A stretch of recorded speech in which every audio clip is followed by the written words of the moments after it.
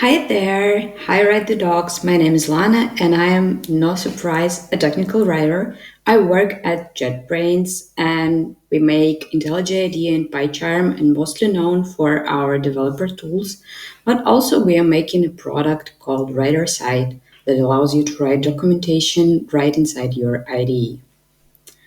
I also mentor junior tech writers who are just stepping into the field of technical writing, and I'm teaching IT students technical communication course. That's why I have strong personal interest in such fields as cognitive science, andragogy, which is an adult learning theory, and neurobiology in spare time, because I want to teach my students even better. So, what my speech will be about. Recently, in the VTD community, was a discussion about whether technical writing is somewhat a science. Does it have something to lean on, like developers, like marketing manager have?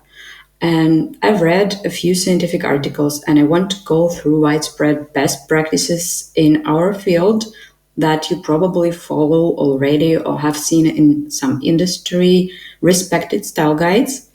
I have no plan to retell you like boring scientific books. I just want to give you a bit of a popular science thing. So I will try to match the tech writing best practices with science concept they are based on. So all we need is basically a basement. We need something to lean on to prove that we are not living in our imaginary world. So, for example, developers have a lot to lean on, for instance, like computer science, which includes theory of algorithm, computation theory, a bit of math, information theory, and many more. Marketing managers, in turn, have economic theory and behavioral theory at their disposal. But what about us, technical writers? Um, a lot of things that we are doing, changes that we made, we think that it's just a common sense and it's based somewhat on our like practical experience. But what if the concept of common sense is not actually actually exist? It's just a way like we develop problem solving strategies based on some assumptions, and as person organizes knowledge, they develop strategies for acting in different situations. This is what like common sense it is not. It's based on some like on the people's behavior, on the ability to learn, and many more. And we'll go to that later. Also, technical writers, at least from what I've seen, often suffer from imposter syndrome because our expertise is based on practice, not formal theory, as we think. And technical writers often need to prove their value in the company, while developers' value is taken for granted. They don't need to bring some scientific basics or proofs to make people believe in them. But it would be misleading to believe that technical writing has no scientific basis. It's not true. So, in this talk, I want to go through the main theoretical basics of technical writing and let us see the bits and bytes of it in our day to day tasks, day to day life, so that each of you can tell, I'm something of a scientist myself. So, let's go to the science part. This is my take on a typical tech writing process in various companies. It may differ in your company. What I will be doing is I will map the technical writing best practices on this technical communication lifecycle. And we go through each stage together, searching for scientific basements and applied theory. So the first best practice is defining what a user will accomplish to the end of the tutorial. So it's basically what a reader is looking for in a tutorial is what they will accomplish to the end. Why should they waste their time here? What they will learn. And tutorial is another word for a lesson. It is aimed for practical skills, so we can treat it like a lesson, and apply the so-called learning objective to it. Here is some typical tutorial. I This is an example from IntelliJ IDEA documentation, and as you may see, we have the part where we say in this tutorial, user will or we will, what we will do. And here are some marking words. You see the actionable verbs. We'll go to it a bit later. So you see that the user to the end of the tutorial will be able to modify a predefined template and create code inspection based on it, even if he already finished tutorial and he just like getting back to their day-to-day tasks. So why do we know that? This is because so-called learning objective concept, also known as learning outcome, and it originates from andragogy and theory of learning. They help to articulate what students should be able to do as a result of a lesson, course, or an instruction in our case. And maybe you are familiar with the diataxis framework by Daniele Procida, many times speakers at the Write the Docs conferences. And he also says that the tutorial should include a phrase, a formulation that in this tutorial you will, and then describe what the learner, the user, the reader will accomplish, but not what you will learn, rather than what you will, and then some actionable verb. So tutorial as learning material must be driven by learning objectives. It's no difference here. There is one more concept that may help here. It's so-called Bloom's taxonomy. So Bloom's taxonomy is a framework that helps teachers, college teachers, to specify these educational learning objectives in a few levels of complexity. And I believe that the learning objectives for software development tutorials should be aiming somewhere to the apply level and deeper. So we need a person to be able to use our product or service. And here are some appropriate verbs that mark a good learning objectives. So you see, we're aiming for apply and deeper. So it will be like apply, you will be able to apply, execute, operate, solve, and so on and so forth. The second best practice is adding in page talk and breadcrumbs to display a progress. Here is an example from one real documentation of one famous payment system. So here you may see in page talks on to the right that marks where actual user is located right now and how many steps left, and also breadcrumbs that also operates as a navigation progress tracking thing. So why we're doing that, what is based on? And one more thing is checklists, or also from the same documentation set, which are also aimed to mark the user's progress.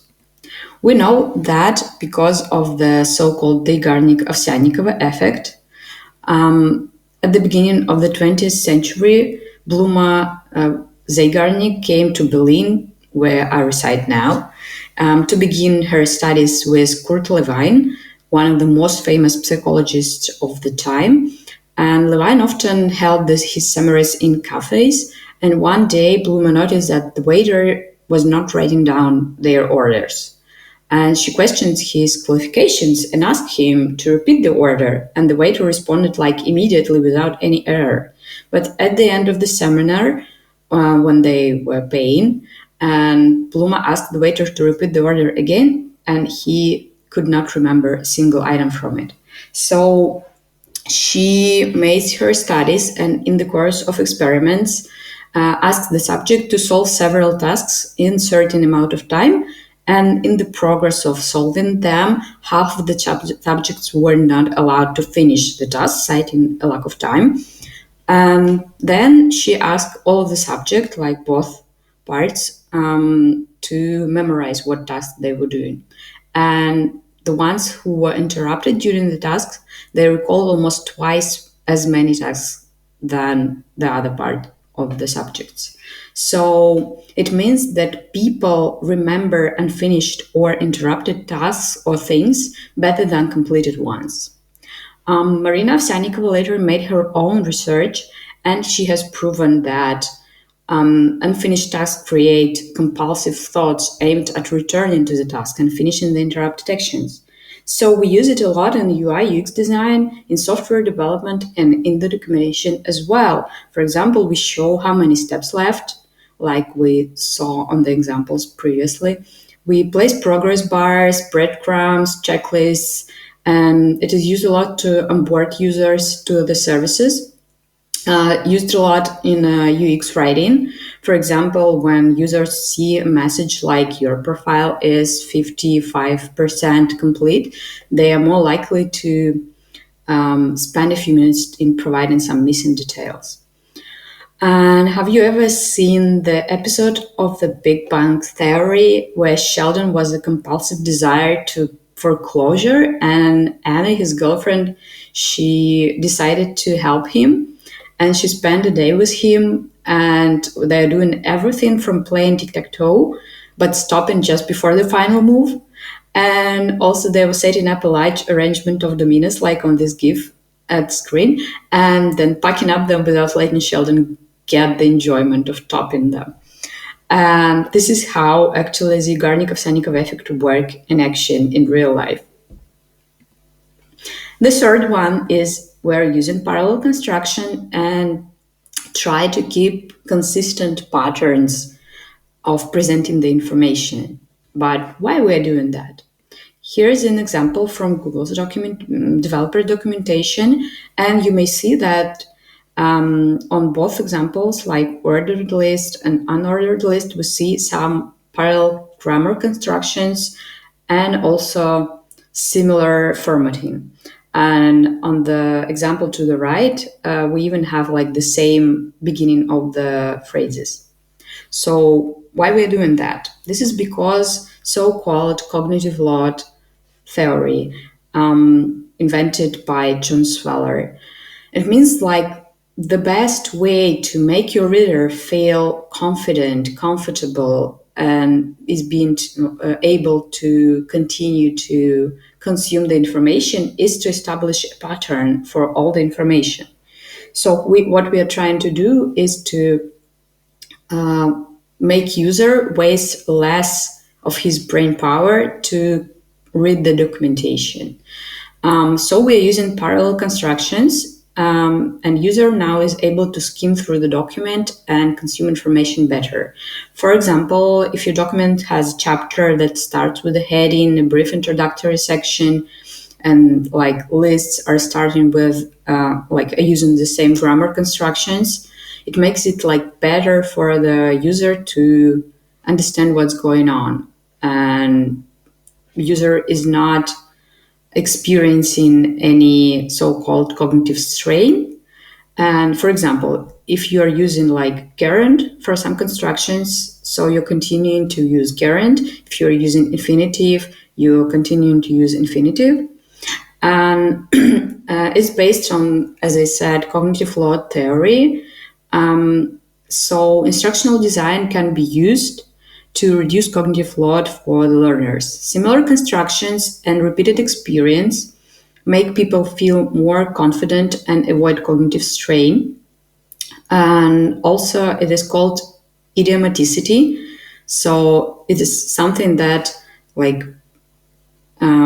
is familiar to the user when he reads technical documentation. He's used to some familiar constructions and formatting.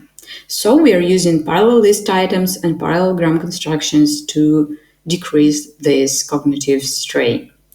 Sweller names three types of the cognitive load. Like the first one is so-called intrinistic, which means basically internal. It varies from person to person and depends on the cognitive styles. This is our individual ability to learn and to soak up information. The second one is extraneous, external cognitive load, which is actually what we're talking about, unnecessary information is anything that uses mental resources without helping the people to complete their goal. So, as previously, extraneous cognitive load was like considered as the easiest one to reduce by avoiding like non-parallel constructions, unclear terms, redundant links, inconsistent formatting, and many more. And the third one is germane, which means the processing, construction, and automation of schemas. We make people to understand something better by creating a schema. Another one is we are making lists not longer than 7 plus minus 2 items. Many of us know that there is a magic number, 7 plus minus 2, and we're keeping applying it to different things like lists, for example, or items in the menu. For example, we at JetBrains, we are using so-called semantic element called procedure with the steps. So it's basically not a list. And you see that we are grouping different lists into groups that are not more than ideally 5 elements or 7. And you even can create, use linter to create a check that lists does not include more than like 5 or 7 elements, which is like kind of best practice for us. And this is based on Miller's magic number. So George Miller conjectured that there is an upper limit for our capacity to process information on simultaneously elements with reliable accuracy. So our RAM memory has a limit which can be counted in strings of words or concepts ranging from 5 to 9. And that's why we're trying to keep different items like list items to the limit. And modern psychologists and neurophysiologists, and it's proven by research like fMRT researchers as well, state that due to the information overload, now the number is 5, not 7, because we're consuming so much information from the outer world. It is called it's so-called digital dementia effect. And one more thing is that we're using templates and similar constructions to make it easier to understand what we actually wanted to say to the user. Here, I can recommend only one thing. It's the Good Docs project. It's open source volunteering projects. I hope that some guys from the project are at the venue today and we can communicate. You can say thank you to them. So they collect best practice templates and instructions on how to use them so that people can grab these templates and use them in their documentation. This is based on neurophysiology and the concept of Cognito and the cloud of meanings by the neurophysiologist Konstantin Anokhin. And there is a hypothesis that our working memory is a cloud of meanings that is activated in the current moment. The meanings that can activate attention accumulate in us from very birth, forming a huge graph called Cognito, which is basically a neural hypernetwork, a high-level structure of the brain. And the key property of the cognitome is that its meanings are connected with each other. So, for example, when we look at the laptop, we have one huge section of the cognitome activated. It's called laptop, but there's a lot of different concepts there in reality. So what does it mean is that people seek for similar meanings that exist in their cognitome. And the more similar patterns, the easier, for example, the documentation, the text to read and consume. Experienced technical writers has a lot of tags and bytes of information in their cognitome, and they can understand things that are more complex. So even unfamiliar structures, some experimental things, but less experienced ones cannot, and neither do our users. That's why we need to seek for something more familiar and something that, for example, people imagine when you're saying then it's software documentation. Of course, there is some room for experiments, but you need to like balance it all. The same goes with the programming code. Like that's why programmers are using style guides and architecture patterns because not any person can read very experimental code, even if it's working like correctly. The easiest way to check yourself is ask, does other writers do it that way? Like, can the user see it on other sites, like, for example, some industry respected ones? So, if not, maybe it's worth sticking to something more common for the reader. You may also notice that my slides also were made by a certain pattern, which made them easier for you to consume. And one more thing is we vary sentence lengths and we're keeping it balanced, like watching the sentence lengths. Here is an example from Harry Provost's 100 Ways to Improve Your Writing. And I think he showed pretty well why sentences of the same length, they may be boring and monotonous. Like in writing, rhythm is defined by punctuation and the stress patterns of words, and reading may became monotonous when all sentences are similar in length. So this mostly applies to the when you're writing not instructions but more like this overviews, some feature overviews, when you need to put some accents to your writing. So short sentences make readers pause and like you can spotlight your key points, and long sentences takes readers on a journey. They speed up the reading experience. And scientists have proven that your readers can sense the rhythm of the writing because in 90s, neuroscientists used functional neuroimaging to demonstrate that areas such as the left inferior frontal gyrus, so-called Broca area, is more active when we speak out loud, and the same area is active when we are having inner speech. So when we are listening to our inner speech, it's the same as we are when we are reading out loud. So also it is based on the inner speech studies and also the persolation effect. Persolation or dislocation is when an author divides one coherent sentence into several to emphasize the information and dynamics. So it goes from applied linguistics as well. Also, author of the famous course book, Mike Markel, suggests that the average of 15 to 20 words is ideal, like for technical communication. But also, he advised against writing sentences that were all the same length because it may sound choppy and monotonous. So let's wrap up here. We went through 6 techniques that are often used in technical documentation and tied them to the scientific theories and concepts that they're based on.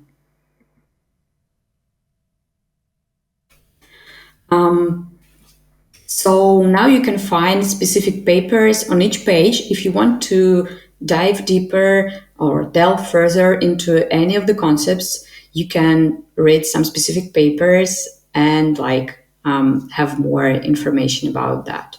So to the conclusions.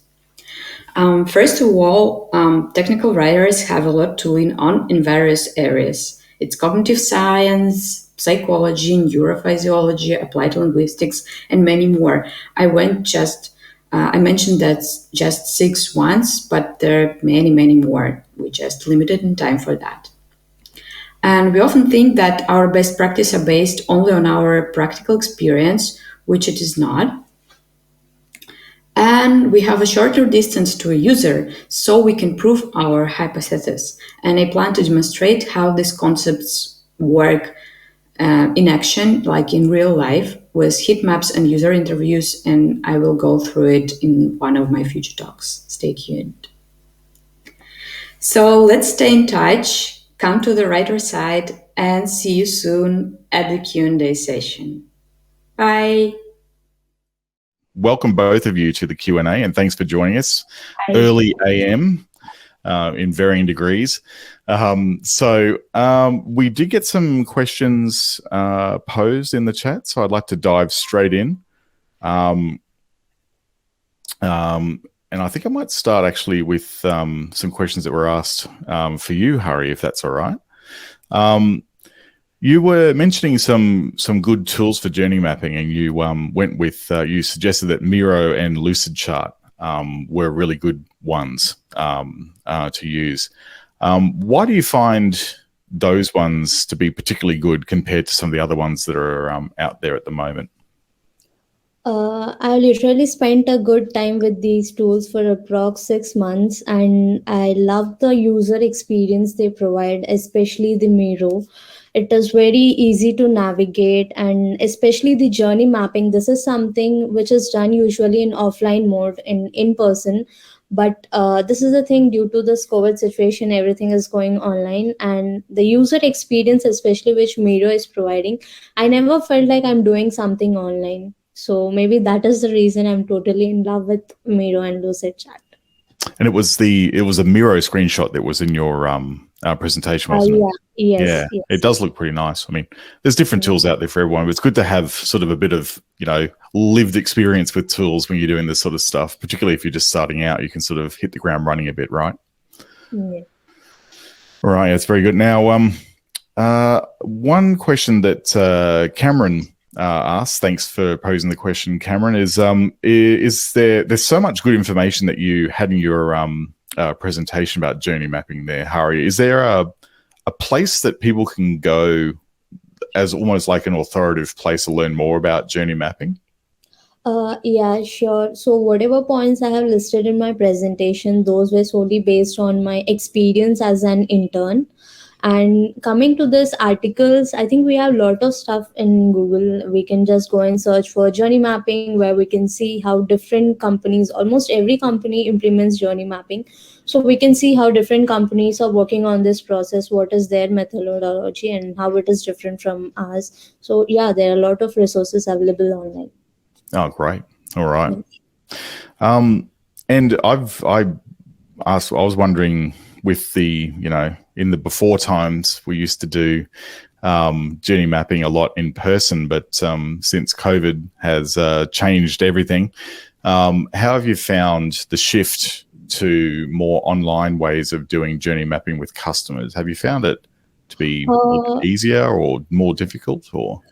To be honest, that was my first time experience working on journey mapping. When I was doing my internship at Red Hat, though I was appointed as a technical writer, but I was appointed to work on something which was related to user experience. So that was a bit challenging for me.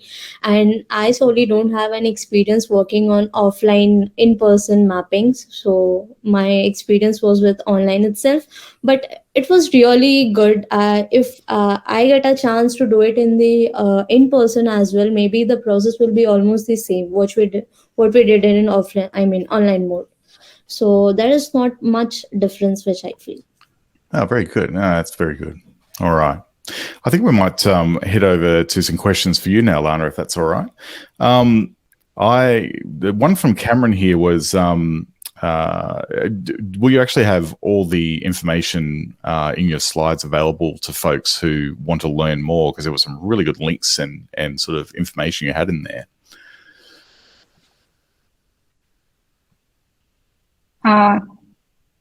Yes, is that the question?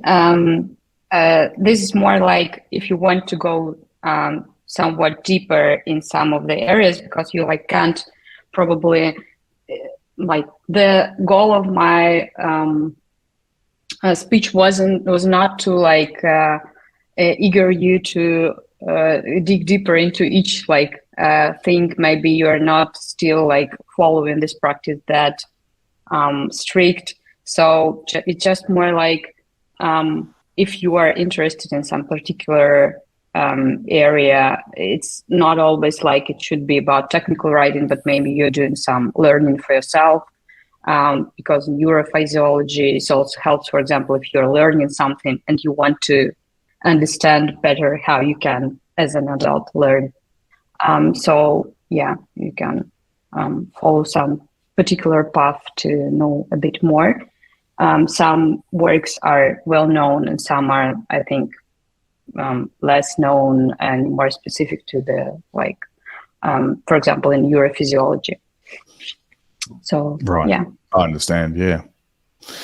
I think one other question, and it was one for me actually, about the whole idea of cognitive load. It's something we try and balance, I think, as technical writers a lot. And sometimes it's hard to work out, potentially from an information architecture perspective, where the sweet spot is with when you're preparing a tutorial about how many procedures you should have or procedural blocks you should have on a page. What are your thoughts about that balancing act? And have you got any insights that perhaps are backed up with more from a scientific perspective about where that sweet spot lies? There is actually two separate points in this. When you are preparing a tutorial, as I'm said in the start of the talk, you should set a learning goal, which is like not our thing, which is go from undergraduate to theory of learning, but it's quite, I think, pretty natural that you want the user to reach some goal, and it also should be measurable and repeatable. So, for example, I want them, after completing this tutorial, that they should be able to write a small piece of code that doing something like an API call, for example.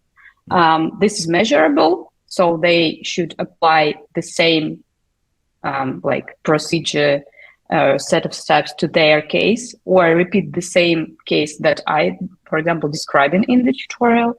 And it should be repeatable, like they should be able to do it a few times without distracting from it. And from the perspective of the cognitive load, we should at the same time need to make sure that we are not overloading a person.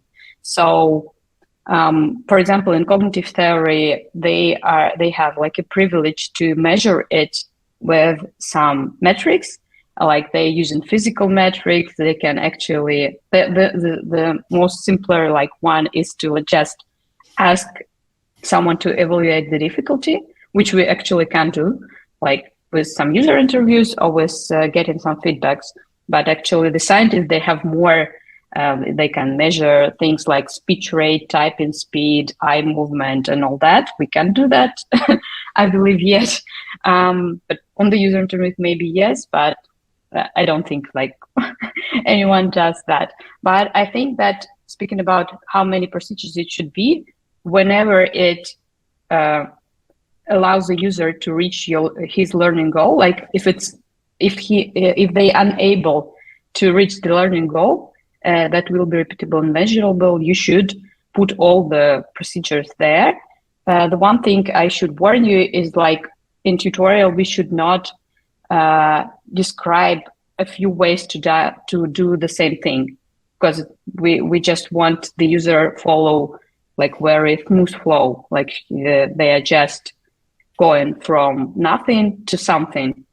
They should it should be some result in the end, which is the same that we have stated in the learning objective, that if this particular set of steps, or if this particular step complies the learning goal, it should be there. But if it's describing doing the same action in a different way, it should not be there, because it's just distracting, and you can do, it's more of how to or something like that, because tutorial should be full formed and repeatable on their own. I think I understand what you're saying there. It sounds like you recommend that we need to be really opinionated when we're writing tutorials and very, this is how you do it, and don't go off this path because there'd be dragons over there. You don't want to go there. Yep, that sounds pretty reasonable. And we've actually got another one that's another 2 questions that have flooded in. Thanks for everyone for being inspired to put them in after the fact. So Chris asks, how do you ensure the principles that you mentioned are consistently applied across the doc sets? Oh, that's a nice one. Actually, I think not maybe for all the things that I've mentioned. Of course, I haven't mentioned a lot of other practices and theories that we can lean on, but I think most of them, at least like the learning goal one, the parallel constructions, the templates, of course, the sentence lengths, and the like 7 plus minus 2, we can check it with the linter. For example, I can imagine like Veil linter has a syntax to check the appearance of the elements of a certain order, like going. There is a set of rules called sequences, so you can write which, and you can even check the which part of speech you are putting in the sequence. So I think like you can use linters. They're quite, they have quite simple syntax, which you can actually implement your own rules there. And there are plenty of like ready to use industry respected style guides, which are already done in a Whale manner. So I think you can check it with the linter, but I think it's more like you should think twice whether to implement something that strict, like maybe this should be then it's on the IDE level where you work, or on the build level, which is much more stricter because some build will drop. So this is more about process question, but like to check yourself, you can use Veil linter locally, for example, which is, I believe, should have syntax for all of these rules. Maybe I will invest some time and make some rules based on these particular scientific things, which would have been good to do for the conference. That sounds interesting. Yeah. Yeah, I think we're all looking at ways, as technical writers or people who write the docs, ways to make it more consistent and stay on style and on tone in our docs. So if there's ways that we can get that done and let the robots do the work, or some of it at least, so that we can focus on the part of information architecture and that sort of other disciplines of technical writing.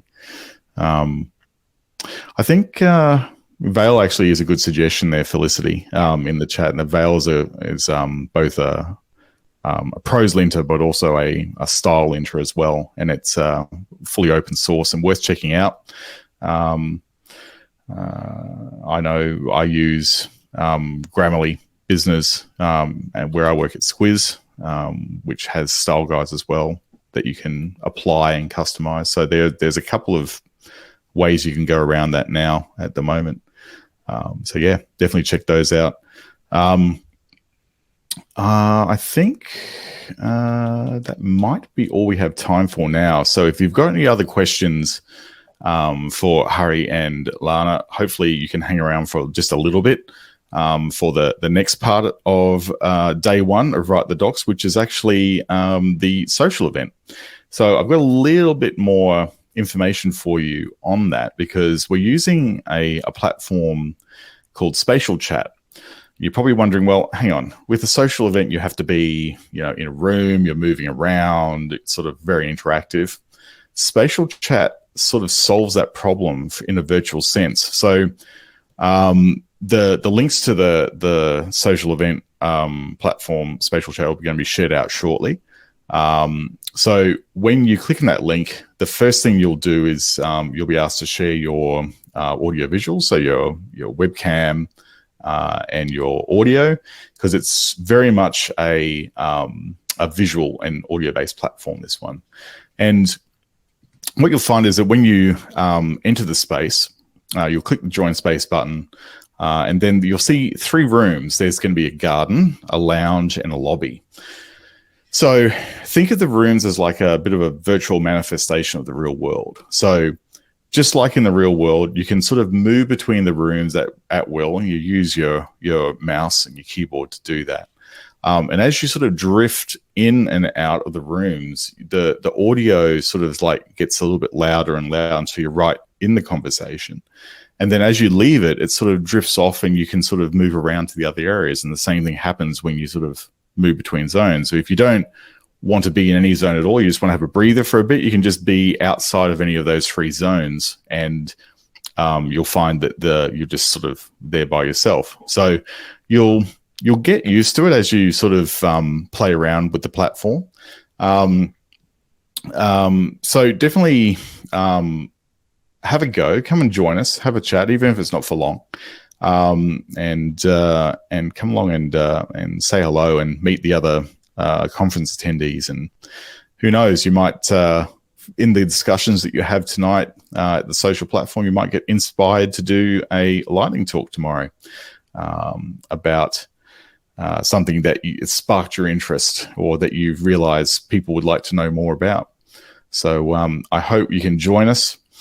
And there's a link right there. Thank you very much, Swapnil.